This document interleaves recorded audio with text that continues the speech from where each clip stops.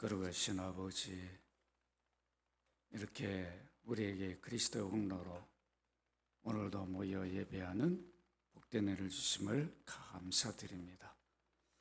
오늘도 피의 공로 믿고 나왔사온 우리를 불쌍히 여기시고 우리가 예배 자리에 있음이 얼마나 복되고 귀한지를 깨닫는 은혜의 시간이 되게 하여 주옵소서.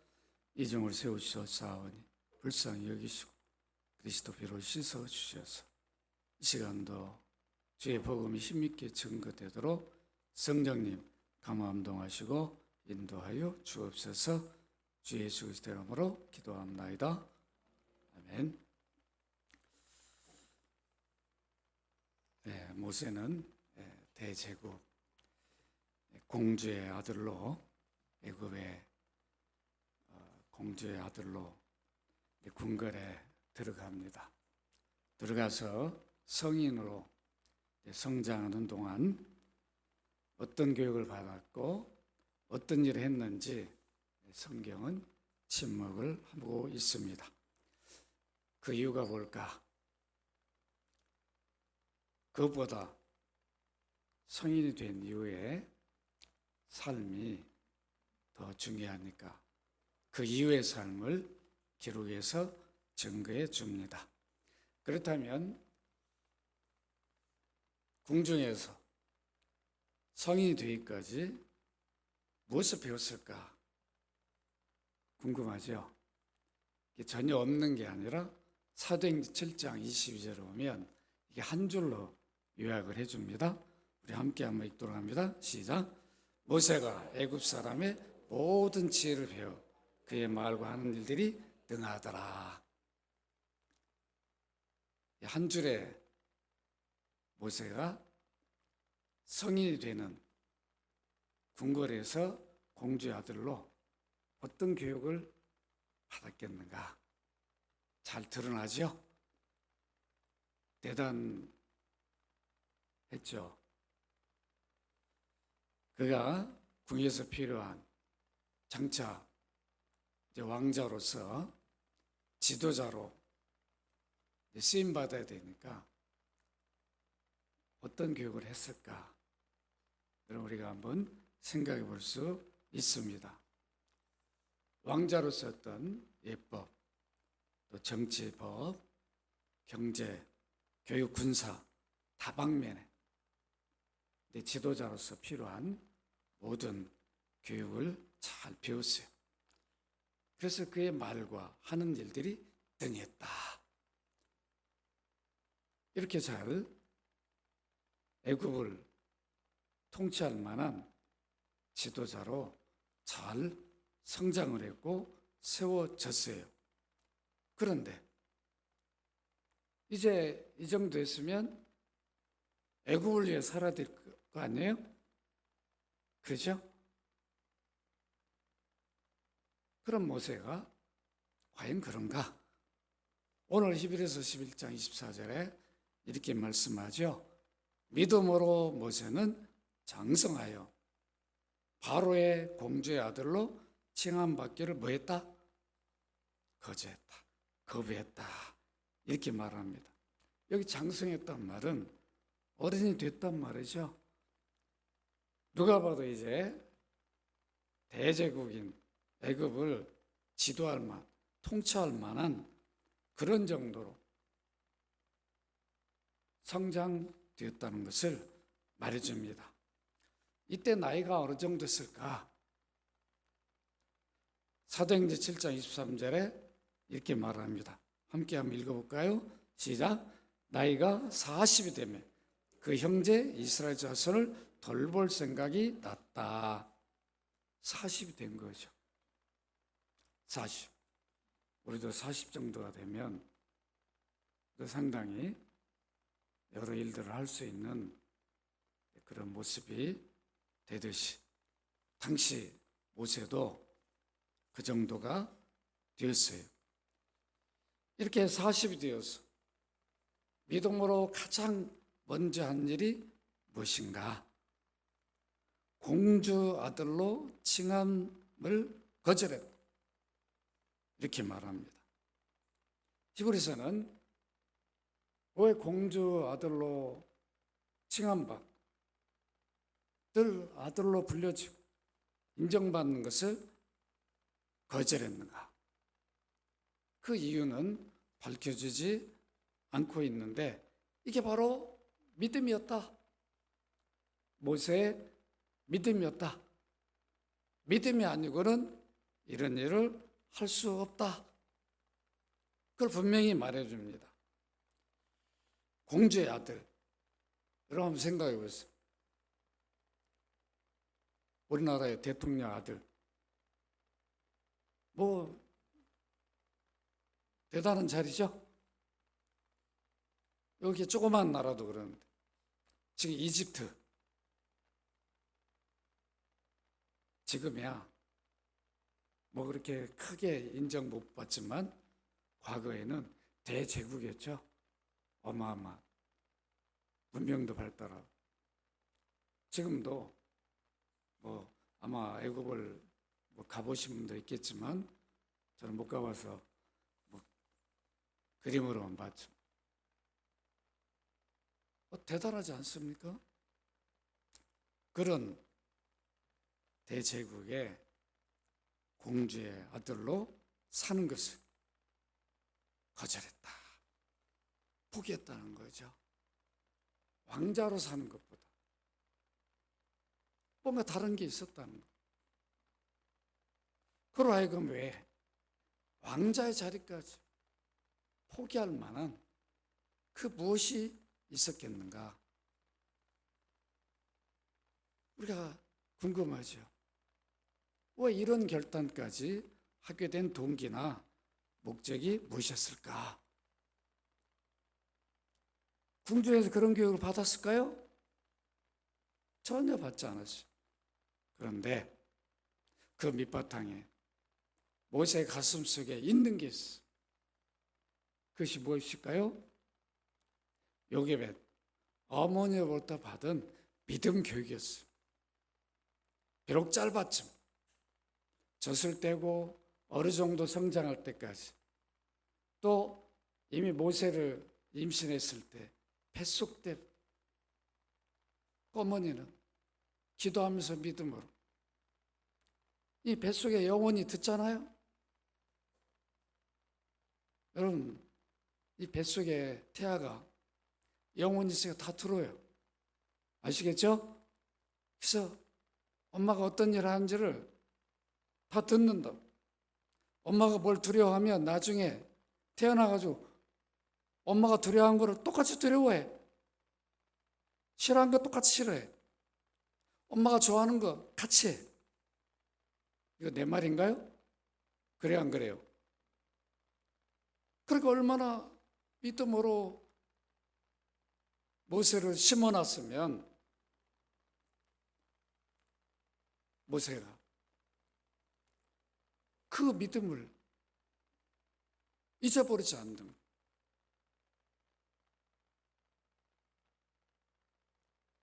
장성에도 애굽의 왕자로서 필요한 모든 그런 대단한 교육도 모세의 믿음을 버리지 못하게 했어요.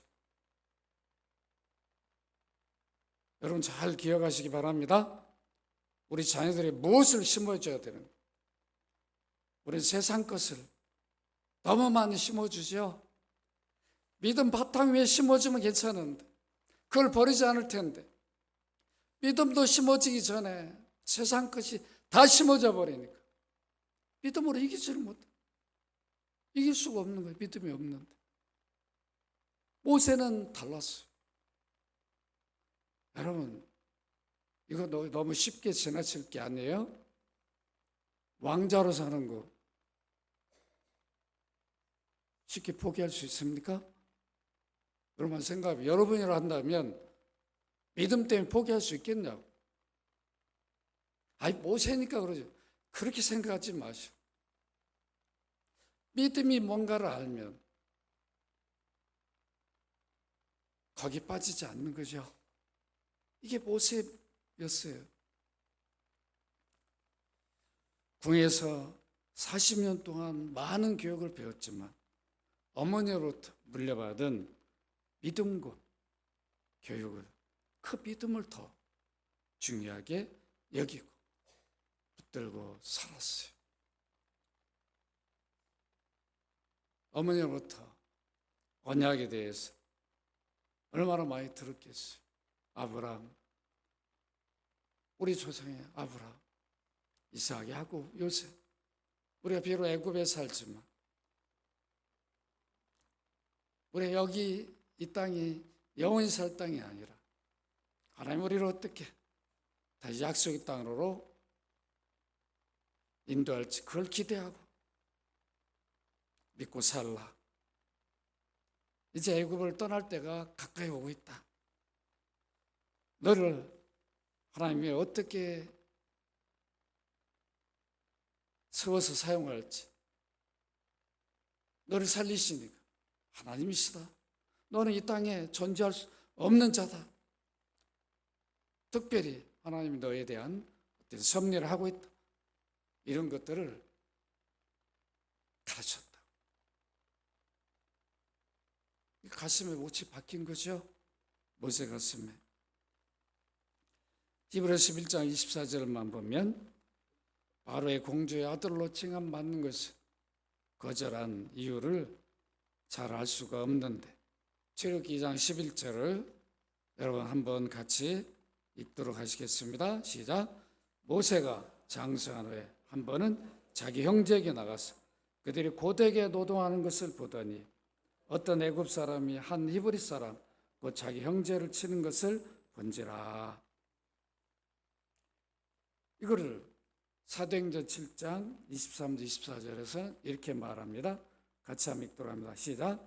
나이가 40이 되면 그 형제 이스라엘 자손을 돌볼 생각이 나더니 한 사람이 원통한 일을 당함을 보고 보호하여 압제받는 일을 위하여 원수로 갚아 애굽 사람을 쳐 죽였다. 여기 보면 자기 동족, 그들을 자기의 형제들이라 이렇게 해서 여기고 있죠. 애굽의 왕자가 히브리인을 내 형제, 동족이다 이렇게 여기고 있어요.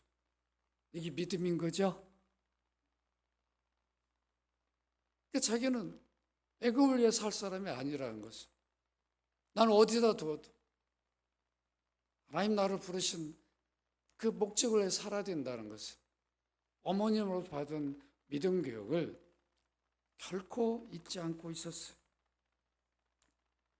돌볼 생각을 했다. 사도행전 7장에서 스데반의 설교 속에 잘 나타나고 있어요. 형제 이스라엘 자손을 돌볼 생각. 40이 되었어요. 이제 애굽을 위해 일해야 할 사람, 동족을 위해 일하는, 이게 믿음의 사람의 모습인 거예요. 그렇게 열심히 궁에서 배웠으면 이제 애굽을 위해서 자기 희생하고 일해야 할 사람인데 그렇지 않았습니다. 이에 대해서 히브리서 11장 25절 왜 이렇게 모세가 믿음으로 이런 일을 할 수 있었는가를 잘 드러내 줍니다. 함께 읽습니다. 시작. 도리어 하나님 백성과 함께 고난받기를 잠시 죄악의 날을 누리는 것보다 더 좋아했다. 아니 궁에서 애굽 백성을 위해 살면은 왕자님 이러면서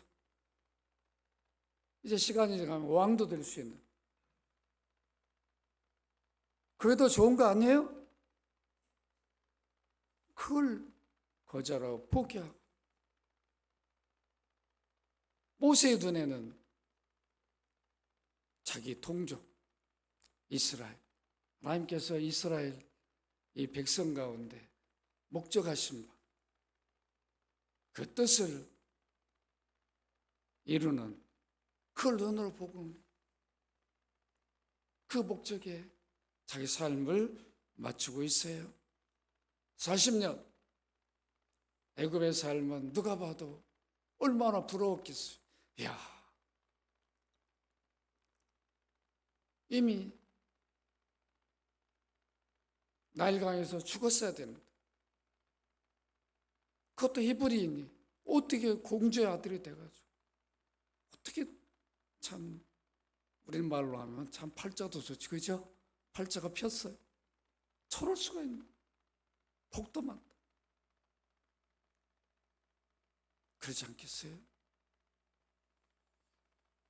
그런데 잠시 죄악의 낙을 누리는 것으로 여겼어. 이야, 참 믿음이 없이는 그런 판단 분별력을 가질 수 없는 거죠.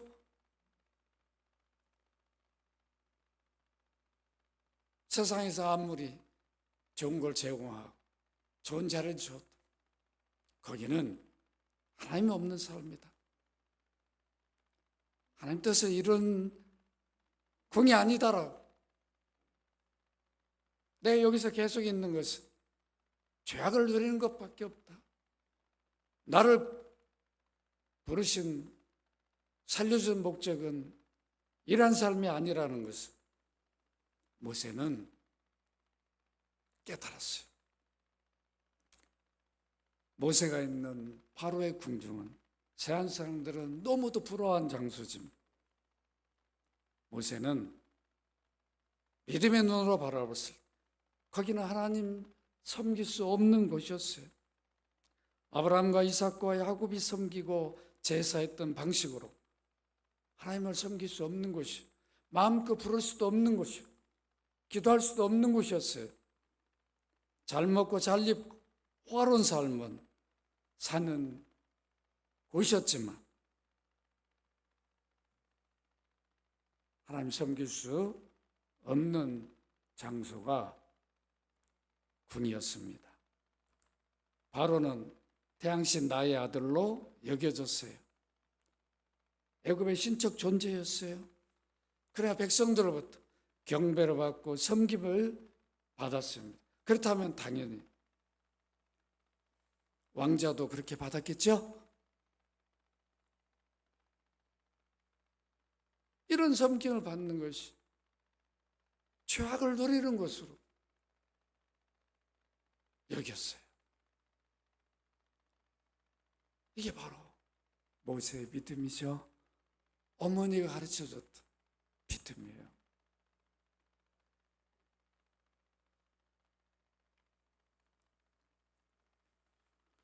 그는 이런 궁중의 호화로운 삶을 떠나 고난받는 이스라엘 백성과 함께 살기로 작정합니다. 그래서 궁을 나오죠.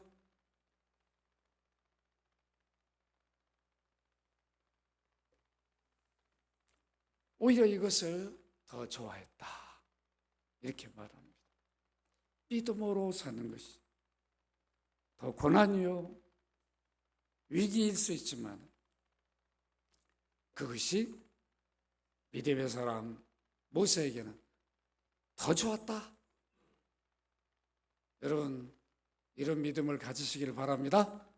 세상이 더 좋아가지고 그쪽으로 가기보다는 저기 하나님 없는 곳이, 그리스도 없는 곳이라면 잠시 내가 누린 것뿐이다.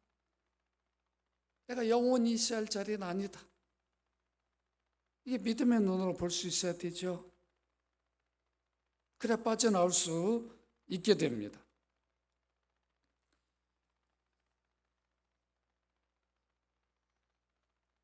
모세는 이렇게 고통받고 있는 동족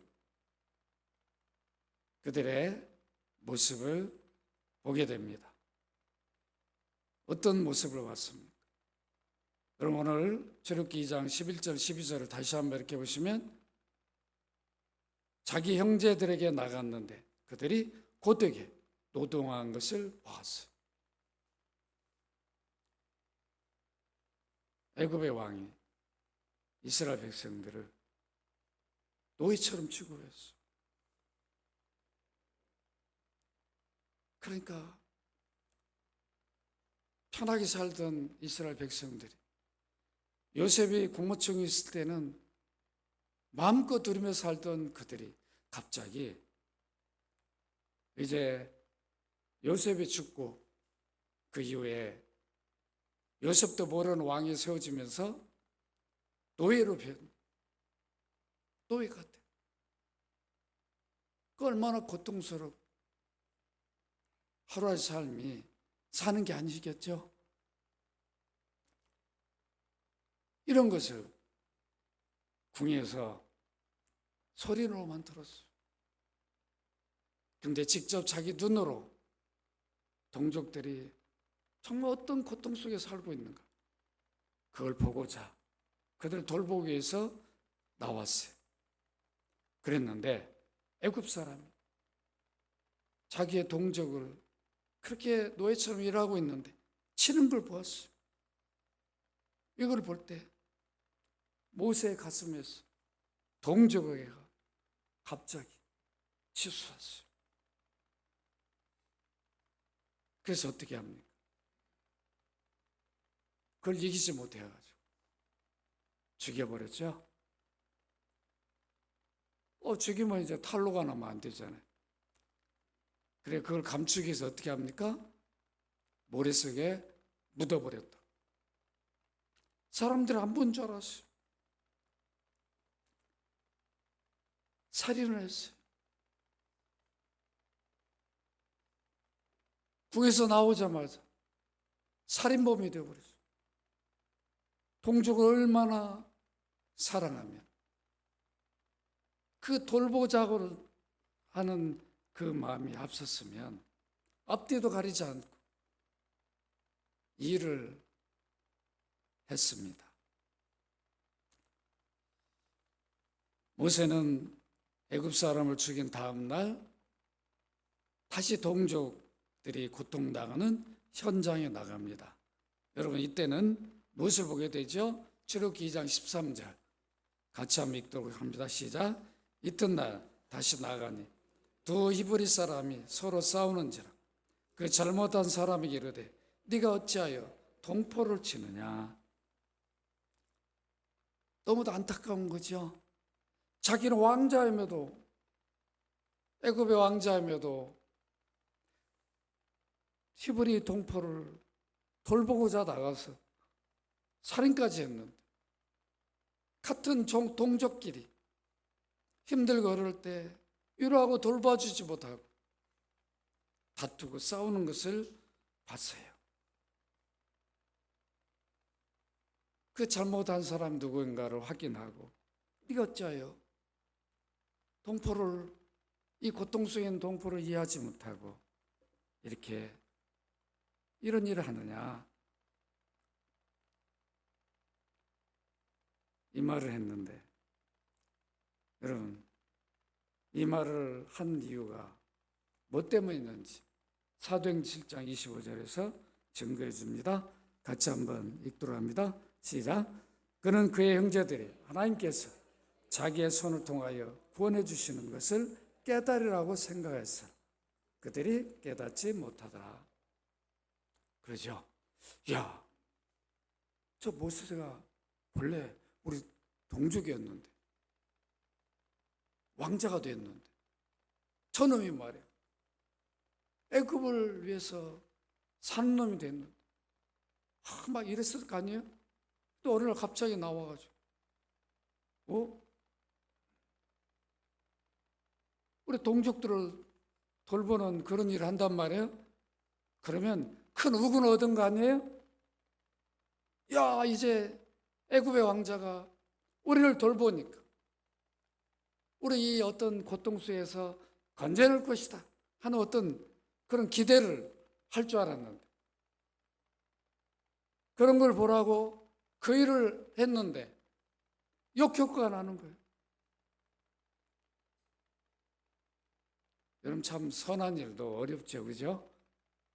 우리 아무리 선한 일도 보는 사람, 느끼는 사람이 어떠냐, 이거에 따라 선인지 아닌지 판별이 되어버리죠. 모세는 동족을 향하여 그렇게 선한 일 했는데 동족들은 그렇게 여기지를 않습니다. 출애굽기 2장 14절 같이 한번 읽도록 합니다. 시작. 그가 이르되 누가 너를 우리를 다스린 자와 재판관으로 삼았느냐? 네가 애굽 사람을 죽인 것처럼 나도 죽이려느냐? 모세가 두려하이르되 일이 탈로 되었도다. 이미 소문이 퍼진 거죠? 그럼 여러분 생각해 보세요. 이야, 애굽의 왕자의 모세가 우리 동족이야. 애굽 사람이 우리 동족을 치는 거 보더니 그 사람 쳐 죽여버렸어. 야, 우리 뭔가 좀 기대해보자. 왕자가 우리 편이야. 우리 사람이야. 이럴 줄 알았는데 그렇지 않는 거야. 네가 너를 누가 우리 재판관으로 세웠냐? 네가 왜 재판관처럼 그러냐? 그러면서 네가 애굽 사람 죽인 거 봤는데 우리도 이렇게 하려고 하는 거냐? 이러는 거예요. 애굽 사람 쳐 죽인 거를 모르는 줄 알았는데 이미 다 알고 있다는 것은 왕의 귀에 들어갈까요? 안 들어갈까요?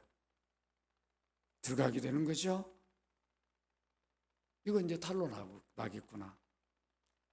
이 말은 더 이상 이제 궁에서 살 수 없게 되는 거죠.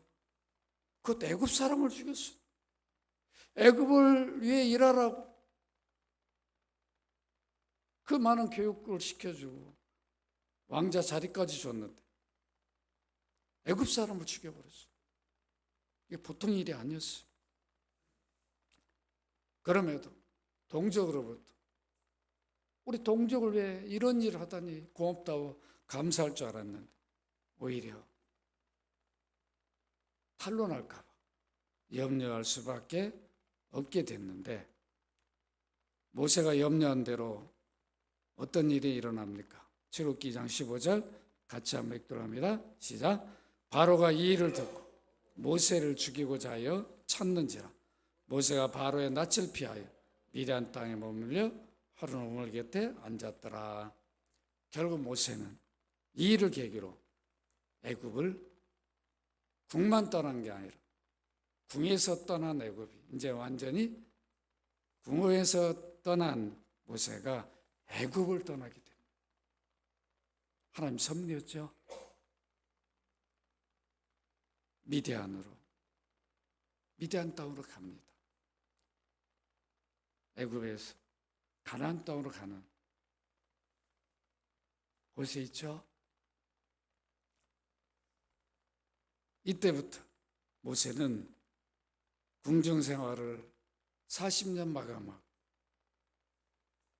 어머니로부터 배운 믿음을 갖고 비록 동족을 돕기 위해 나섰지만 살인자가 되어서 도망할 수밖에 없게 됩니다. 이렇게 미디안에 가서 40년 유배 생활을 하게 됩니다. 여러분 출애굽기 보면 미디안 광야에 모세는 어떤 직업을 갖죠? 뭐 하는 사람인데? 목축을 하죠? 양 기르는. 참. 거기서 이제 가정도 이룹니다. 미디안은 아브라함의 후손들이 사는 곳이죠. 그 후처를 통해서 이렇게 생성된 민족이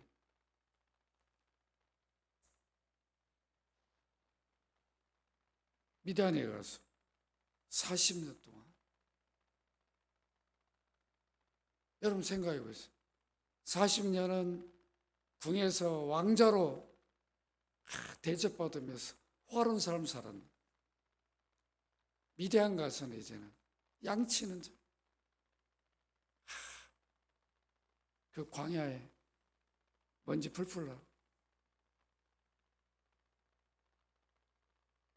여러분, 비교가 안 되잖아요.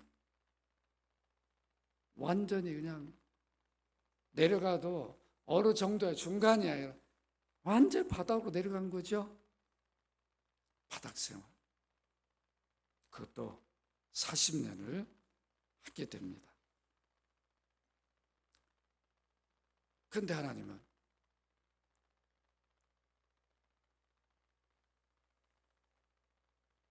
호화로운 생활하고 있어요. 궁에서 부르지 않고 이렇게 참 어떻게 보면 모세 개인에게는 비참한 삶을 살고 있는데 그때 미디안 광야에서 모세를 부르십니다. 그게 출애굽기 3장 1절로 10절에 잘 기록되어 있는데 여러분 사도행전 7장 30절 34절이 더 좀 짧아요. 내가 짧은 거를 기록해 적어놨으니까 여러분 한번 같이 한번 읽도록 합니다. 시작. 40년 참에 천사가 시내산 광야 가시나무 떨기 불꽃 가운데서 그에게 보이거늘 모세가 그 광경을 보고 놀랍게 여겨 알아보려고 가까이 가니 주의 소리가 있어 난 내 조상의 하나님 즉 아브라함 이삭과 야곱의 하나님이라 하신대 모세가 무서워 감히 바라보지 못하더라. 주께서 이르시되 내 발에 신을 벗어라. 내가 서 있는 곳은 거룩한 땅이니라. 내 백성이 애굽에서 괴로움 받음을 내가 확실히 보고 그 단식한 소리를 듣고 그들을 구원하려고 내려왔노니 이제 내가 너를 애굽으로 보내리라 하시니라. 모세가 소명을 받죠. 어디로 가라는 거예요? 애굽으로. 애굽은 어떤 장소예요? 살인해가지고 도망친 장소인데 거기로 가라는 거예요. 기가 막히죠. 이 말은 어떻게 보면 죽으러 가라는 얘기 아니에요. 그죠? 왕이 야 모세를 체포하라 명령을 내리니까 도망쳤는데 거기로 가라는 거예요. 왕에게로 가라는 거예요. 여러분 같으면 갈 수 있겠어요? 아무리 믿음이 좋아도. 아니 무슨 일반인다 왕을 만나러 가야 되는데 죽음 있잖아요. 처음에는 이 소명을 받고 못한다. 모세도 인간인데 어머니 소리를 듣고 부름을 받아 확실하죠. 하나님 나를 불렀구나. 이 일을 맡기는구나. 어머니로부터 이미 믿음 교육 받은 대로 하나님 나를 이제 세우시는구나. 그 다 확신을 갖지만 인간이죠.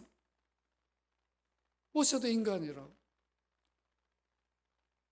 가기를 두려워요. 내가 누구가 한데 거기가 왜 꼭 하필 나를 보냅니까? 이 핑계 저 핑계 합니다. 결국은 말도 잘하는 능한 사람이 어느 핑계까지예요? 나는 말도 잘 못합니다. 그런 핑계까지 되죠?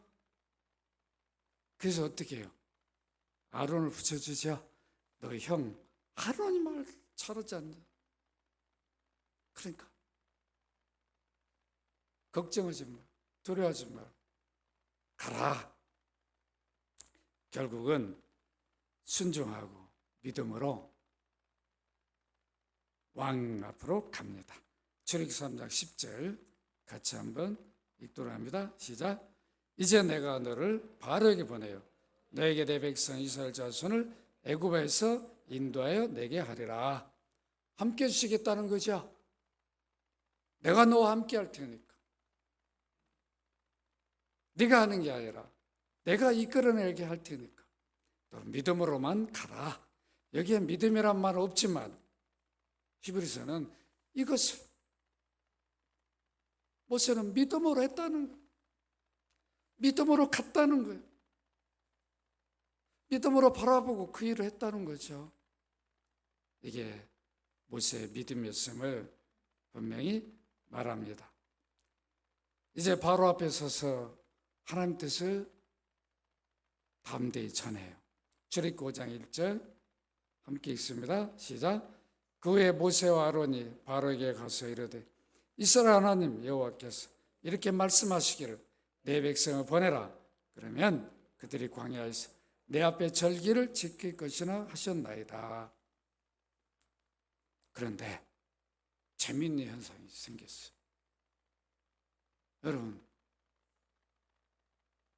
여러분이 왕이라면 모세를 만나자마자 너 잘 왔다. 바로 명령해가지고 체포해서 감옥에 가뒀지 않았겠어요?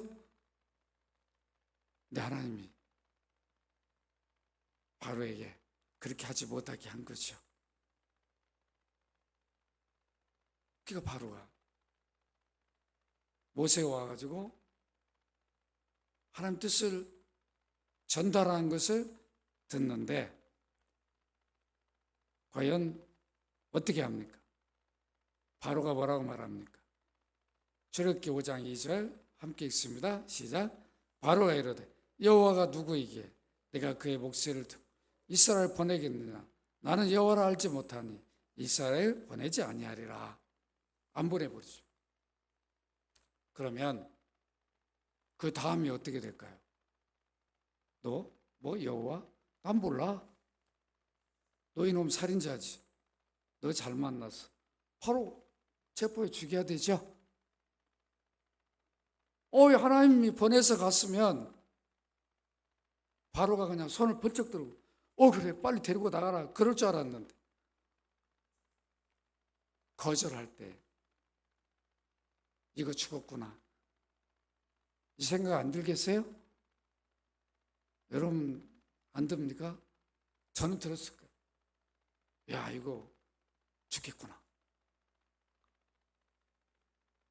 얼마나 두려웠겠어요. 왕궁에 갔는데 도망도 못 치고 꼼짝없이 이건 잡혀서 죽는 거 아니겠어요? 네, 하나님 그렇게 하지 않죠? 보호해 준다.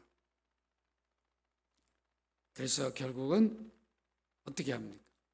몇 가지 재앙을 내려요? 10가지 재앙을 내리죠. 순순히 안 보내줍니다. 왜 그럴까요? 애굽 왕에게 이스라엘 백성은 너무도 이용하기가 좋은 백성이에요. 노예처럼 마음껏 부려먹고 나라에 너무 유익해. 자기 통치에 꼭 있어야 할 백성이에요. 하나님 모르니까 관심도 없고 그런데 보내주겠나? 안 보내주죠. 본래 애굽 왕은 하나님 모르니까 간파간 사람이죠. 간파가지도 않은 좋은 사람인데 간파간 사람 되게 한 것처럼 우리가 오해하면 안 됩니다. 본래 하나님 없는 사람들은 자기 목적 뜻만 이루는 그 삶을 살지요. 그 일을 위해 모든 사람을 이용한다고 악용하고 이게 강팍이죠.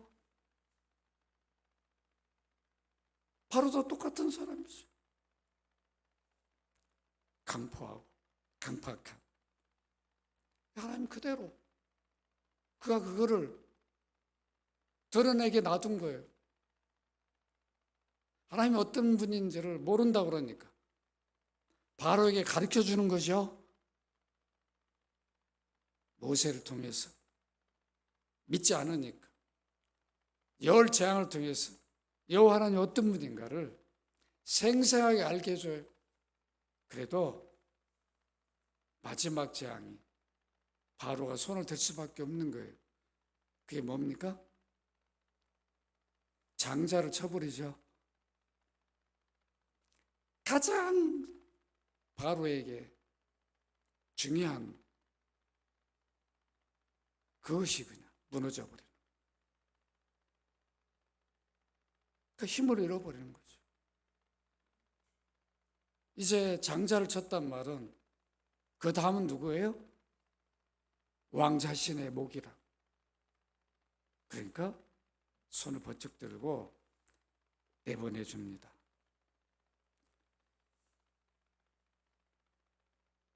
여러분, 출애굽기 12장 31절 같이 한번 읽도록 합니다. 시작. 밤에 바로가 모세와 아론을 불러 이르되 너희와 이스라엘 자손은 일어나 내 백성 가운데 떠나 너희의 말대로 와서 여호와를 섬기며 내보내 주지요.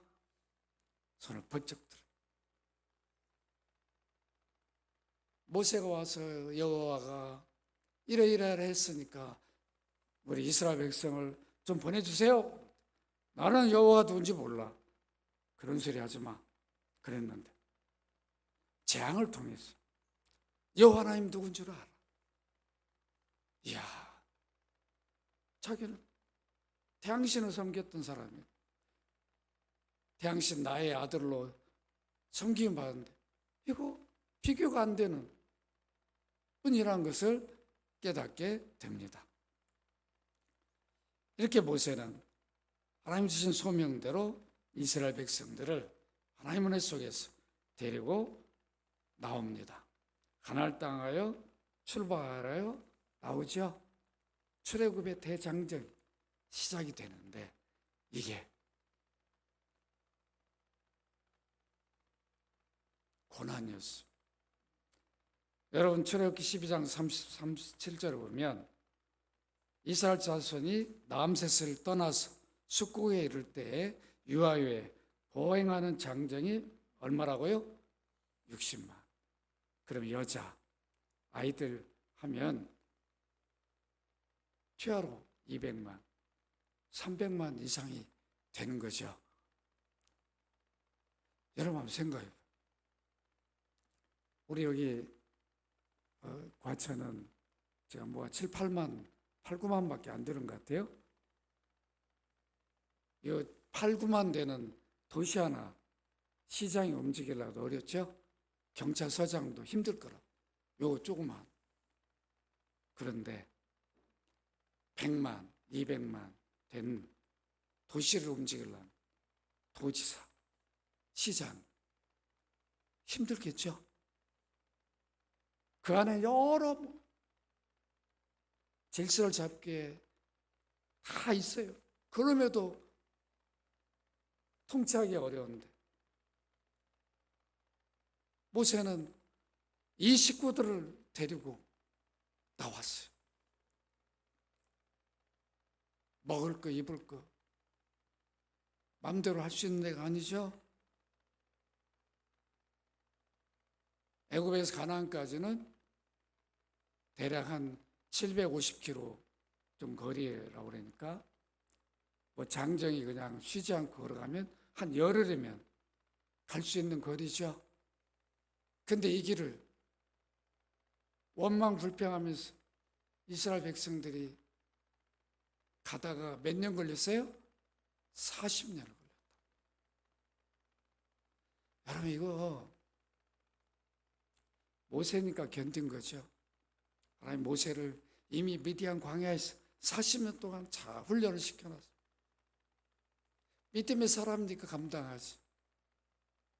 이게 감당할 수 있는 일이나.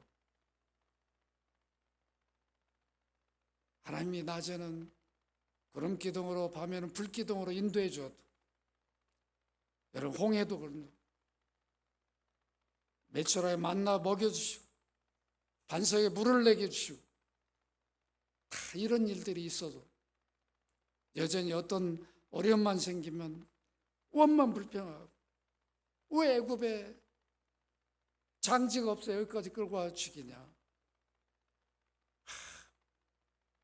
이 보통 일이냐? 그럼에도 모세는 자기 소명을 다합니다.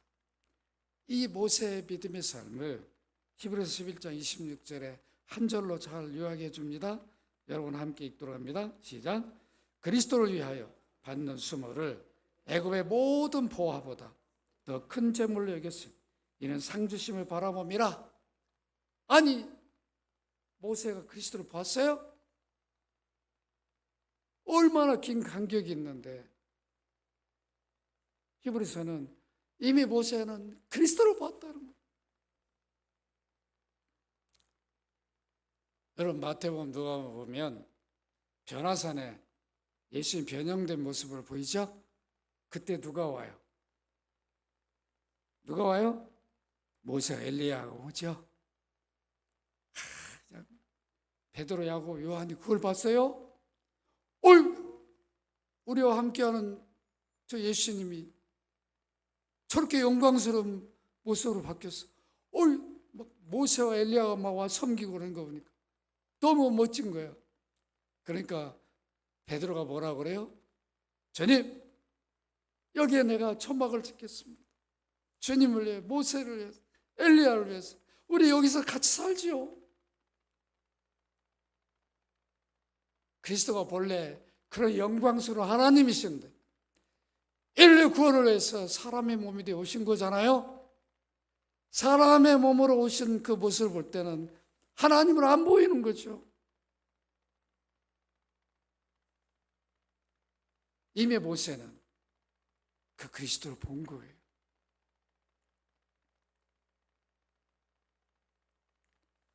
그러니까 이미 어머니 요게벳을 통해서 또 장차 구원주가 이 백성 가운데 오실 건데 이 약속을 아브라함, 이삭, 야곱, 요셉을 통해서 이 일을 이루기 위해서 이런 일을 다 하셨다.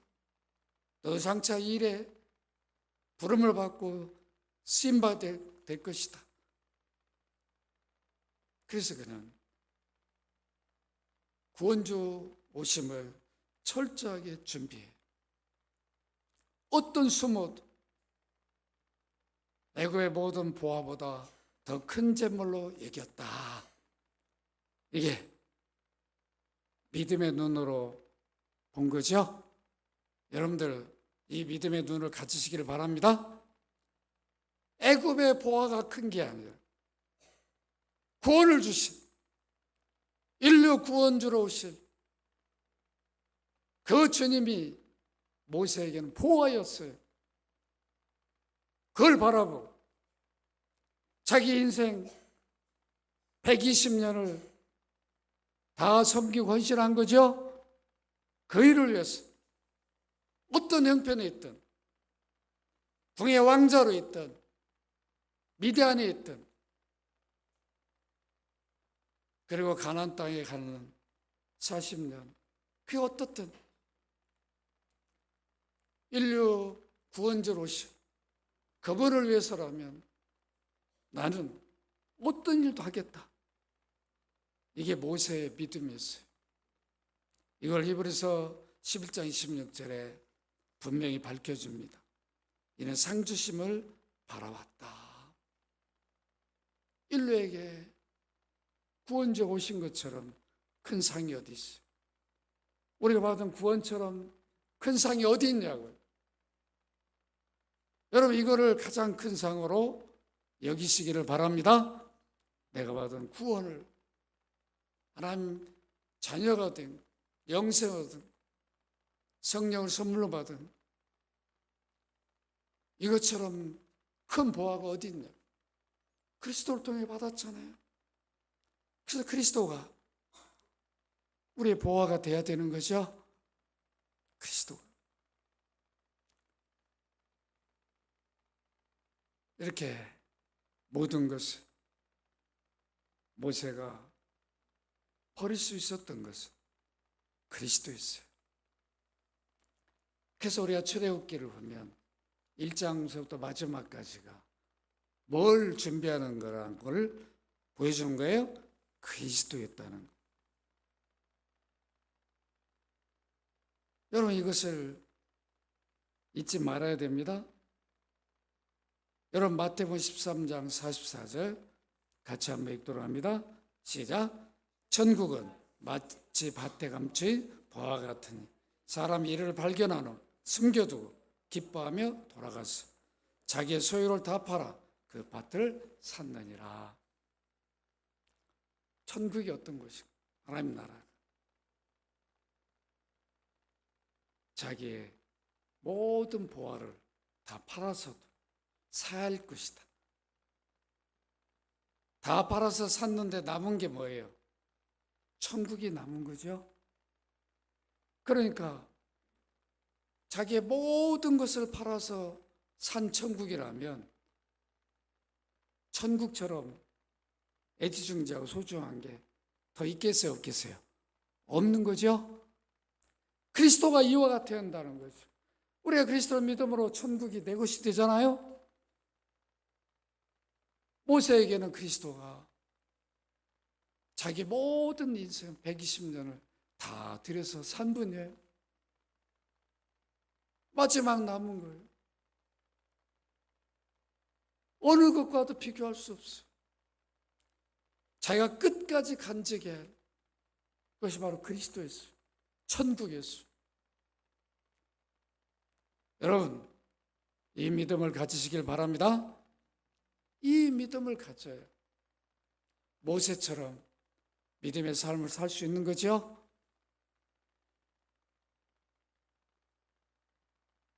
애굽의 왕자로 있었다면 애굽을 왕이 되고 통치할 수 있는 그 정도로 그것도 대단한 거죠. 그 보화밖에 누리지 못하죠. 그건 영원한 게 아니잖아요. 하나님 나라는 천국은 그리스도부터 받아서 영원하잖아요. 자기가 누릴 영광이 영원해요. 그러니까 모세는 그걸 봤어요. 그래서 믿음으로 이 일을 했던 것입니다. 로마서 8장 18절 함께 읽도록 합니다. 시작. 생각은 현재의 고난은 장차 우리에 나타날 영광과 비교할 수 없다. 이건 누가 지금 말한 거예요? 바울이 로마 교회 편지하면서 바울이 예수 믿고 얼마나 많은 고난을 받았나. 그러나 이 땅에 고난받는 것은 그리스도에 받는 고난이었어요. 장차 주님이 누릴 영광에 내가 함께 참여하는 이런 고난은 아무것도 아닌 거죠. 길어야 120년. 누릴 영광이 영원하니까. 그를 바라보면서 믿음으로 이겨내고 또 주님이 주신 사명을 다했어요. 여러분 빌립보 3장 14절 함께 읽도록 합니다. 시작. 표대를 향하여 그리스도 예수 안에서 하나님 위에서 부르신 부름의 상을 위하여 달려갔다. 바울에게도 예수 그리스도였어요. 바울에게 보하는 예수 그리스도였습니다. 여러분 빌립보 3장 7절로 8절 한번 같이 읽도록 합니다. 시작. 그러나 무엇이든지 내게 유익하던 것이 내가 그리스도를 위하여 다 해로 여길 뿐만 아니라 또한 모든 거 해로 여기면 내 주 예수 그리스도 아는 지식이 가장 우수하기 때문이다. 내가 그를 위하여 모든 것을 잃어버리고 배설을 넘어 여기면 그리스도를 얻고. 그리스도 때문에 바울도 자기의 모든 것을 다 버릴 수 있었어요. 납비로 존중받는 그런 삶을 크게 그리스도 위한 일이 아니었어요. 다 버릴 수 있었습니다. 말씀을 맺습니다. 모세가 모세된 것은 하나님 은혜이지만 누가 있었어요? 믿음의 어머니가 있었어요. 어머니가 철저히 기도로 믿음 교육을 시켰어요. 40년 교육한 것도 아니고 짧은 교육이죠. 얼마나 간절히 심었으면 모세 가슴 속에 어머니가 심어준 믿음이 그대로 있었어요. 40년 궁중생활도 그걸 믿음을 버리게 못했어요. 오늘 우리는 어떻습니까? 우리 자녀들은 어떻습니까?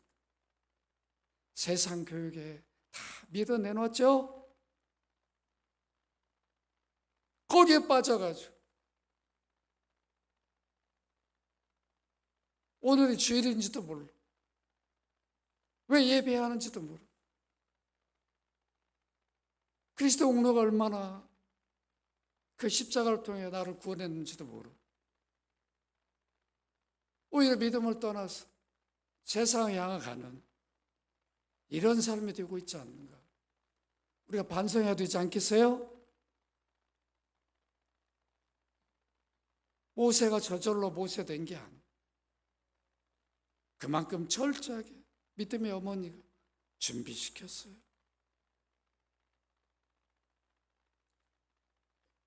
여러분, 모세는 우리 성경의 첫 권인 장세기서부터 5권을 쓴 사람. 출애굽만 한 게 아니죠. 어마어마한 애굽의 왕자로 그냥 끝났으면 이름도 모르고 우리는 그냥 애굽 사람 알겠죠? 그리스도를 위해서 그 인류 구원자 오심을 준비하는 모세는 이렇게 놀랍게 인류 역사 속에서 그를 잊을 수 없는 인물이 되겠습니다. 그래서 뭐라고까지 표현합니까?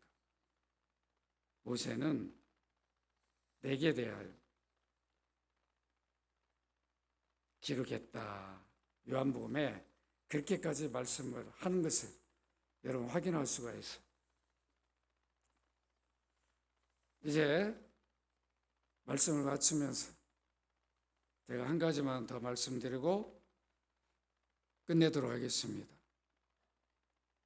우리는 과연 그리스도를 알기를 얼마나 힘쓰고 있는가? 그리스도 위에 고난받는 것을 정말 기뻐하고 있는가? 우리 한번 돌아보도록 하십시다. 여러분, 그리스도를 알기를 어느 정도 알고 있습니까? 지금까지 참 많이 들었어. 정말 누구 앞에서도 바울이 깨달은 그리스도를 깊이 말할 수 있습니까? 여러분, 빌립보 2장 6절로 8절 함께 읽고 마치도록 합니다. 함께 읽습니다. 시작.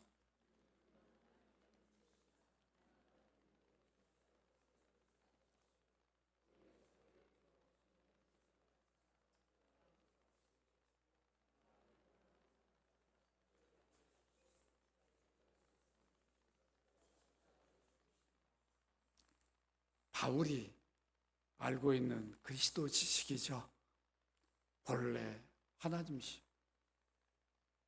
본래 하나님. 종의 형체를 입었어. 창조주가 피조물이 됐어. 사람이 되신 거죠. 우리 죄값을 지불하기 위해서. 사람이 범죄했으니까 죄 없는 하나님이 사람이 되어서 오셔서 우리 값을 지불하기 위해서 십자가에 죽으십니다. 부활하셔서 우리 죄값이 지불됐다는 걸 선언해 주시고 이제 더 이상 사망이 믿는 자를 주장해서 사망의 종로로 되지 않도록 풀어 살려버렸어. 그리고 승천하셔서 원래 하나님 보좌로 돌아가셨죠? 그 영광을 누가 봐요? 사도 요한이 밤모습에서 본다고. 변화산에서 봤던 그 영광과 비교할 수 없는 원래 하나님으로 돌아간 모습을 봤어요. 그런 하나님이신 우리 구원을 위해서 대속을 위해 죽으셨다. 이 그리스도를 안다면, 믿는다면 우리 가치관은 바뀔 수밖에 없어요. 모세처럼 왕자도 포기할 수 있어요. 바울처럼 납기로 받을 모든 것을 포기한 것처럼 우리도 믿음을 위해서 어떤 것도 내려놓을 수 있게 되는 거죠. 여러분들이 이 믿음을 가지시기를 바랍니다. 이 믿음을 자녀들에게 주시기를 바랍니다. 그래야 흔들림이 없어. 세상 교육이 필요 없다는 게 아니에요. 언제든. 그런 양질의 교육도 결국은 모세가 성경 5권을 기록하듯이 주님의 영광을 위해서, 하나님의 영광을 위해서, 우리 부르신 목적을 위해서 사용하게 되는 거죠. 믿음 밖으로 나가면 안 되는 겁니다. 이렇게 하나님은 우리 구원을 위해서 모세의 삶을 사용하셨어요. 모세는 실체를 보지도 못하고도 그 일을 준비했는데 우리는 그 준비한 대로 하나님의 아들이 오셔서 구원의 일을 이루어 주셨어요. 그래서 여러분들이 그리스도를 볼 때 모세보다 더 큰 믿음을 갖고 살아야 되겠죠? 이 믿음으로 여러분 하루하루 사시기를 주의 이름으로 축원합니다. 거룩하신 아버지, 모세는 약속만 받고도 120년 자기 생애를 들여서 그 상주심을 바라보고 믿음의 일을 이루었습니다. 비록 짧게 어머니에게 받은 그 믿음을 소중하게 여기고 붙들고 그리스도를 위해 살았습니다. 오늘 우리는 이미 실체하고 오셔서 모든 구원의 일을 이룬 이후에 살고 있습니다. 그렇다 한다면 우리는 모세보다 더 큰 믿음으로 우리 삶이 드려지는 저희들이 되기를 원합니다. 이 삶으로 주님 앞에 부끄러움이 없는 귀한 삶이 되게 하여 주옵소서. 주 예수 그리스도 이름으로 기도합나이다. 아멘.